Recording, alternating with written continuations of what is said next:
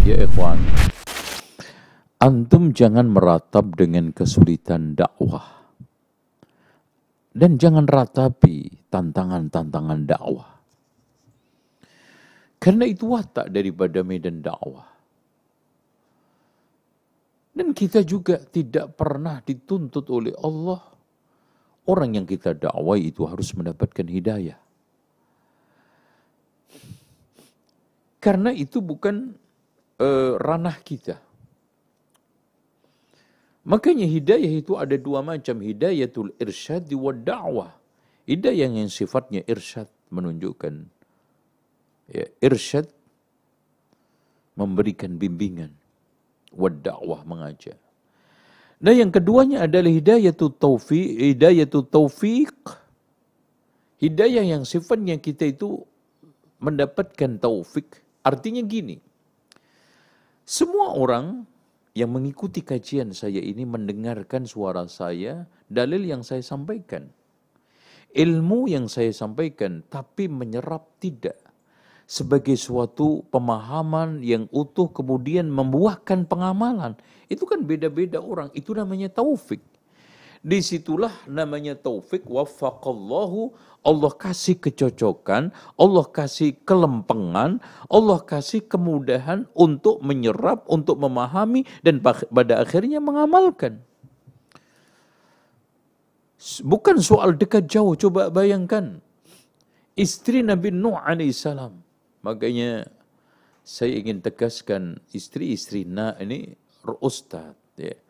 Orang-orang yang dekat ustadz itu jangan hanya, dekat ulama itu jangan hanya bangga dengan kedekatan. Bangga dengan penyerapan ilmu. Bangga dengan memperoleh hidayah. Bangga dengan sekarang ini saya mendapatkan kebaikan-kebaikan. Bahkan tingkatan keilmuan saya sudah hampir sama dengan tingkatan ustadz yang saya deketi. Syekh yang saya deketi. Ulama yang sekarang saya mujalasai. Itu. Jadi jangan hanya sekedar bangga, saya dekat dengan ustadz, saya istri ustadz, saya sekarang ini, tetapi tidak menyerap, maka tidak akan mendapatkan apa-apa. Bahkan kata Isa ibnu Maryam, kebanyakan Allah ciptakan musuh para nabi itu dari keluarga dan orang kanan kiri tetangganya. Masya Allah. Orang yang paling tidak memanfaatkan ilmunya ulama, ilmunya ustadz, itu orang-orang dekatnya ternyata. Kenapa hadirin sekalian? Karena tadi bangganya bukan bangga kedekatan ilmu, kedekatan hidayah, peluang untuk mendapatkan nur ilm, peluang mendapatkan hidayah tidak. Tapi hanya sekedar dia, ada suatu popularitas yang dia dapat. Ada yang satu peluang martabat yang dia ingin raih. Ada peluang-peluang lain yang intinya selain hidayah, selain ilmu, selain cahaya, rahmat yang ada pada ulama tersebut, syekh tersebut, ustadz tersebut. Akhirnya apa? Tidak ada bedanya dengan orang awam. Sebetulnya malu orang seperti itu.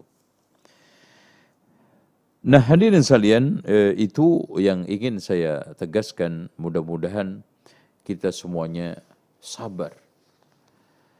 Dan oleh karena itu, seorang da'i itu hanya dibutuhkan seperti yang dikatakan oleh para ulama, ya, ilmu apa yang diamar ma'rufi nahi mungkari. Lemah lembut apa yang diamar ma'rufi dan nahi mungkar, ya. Jadi berilmu tentang apa yang diperintahkan, apa yang dilarang. Lemah lembut di dalam memerintah dan juga melarang. Adil bijak di dalam memerintah dan melarang. Itu saja. Nabi Nuh alaihissalam tidak disalahkan oleh Allah karena pengikutnya, wa ma amana ma'ahu illa qalil, tidaklah pengikut Nabi Nuh kecuali sedikit. Dan Nabi Nuh tidak pernah meratapi tantangan-tantangan dakwah yang berat. Menangisin kesulitan-kesulitan dakwah yang berat. Tapi bahkan sebaliknya, Allah berikan gelar sangat indah, innahu kana 'abdan syakura, sungguh dia adalah seorang hamba yang bersyukur. Nabi Yasin bersama temannya,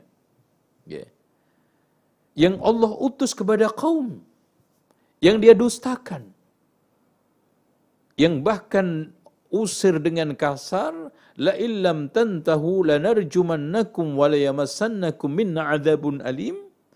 Bahkan dikisahkan oleh Rasulullah bahwa umat dahulu ada yang ditanam hidup-hidup, kemudian digergaji, dibelah, tidak menyebabkan dia itu keluar dari dinnya. Dibutuhkan kesabaran, ketekuan, ya. Dibutuhkan keistiqomahan, itu aja, Pak.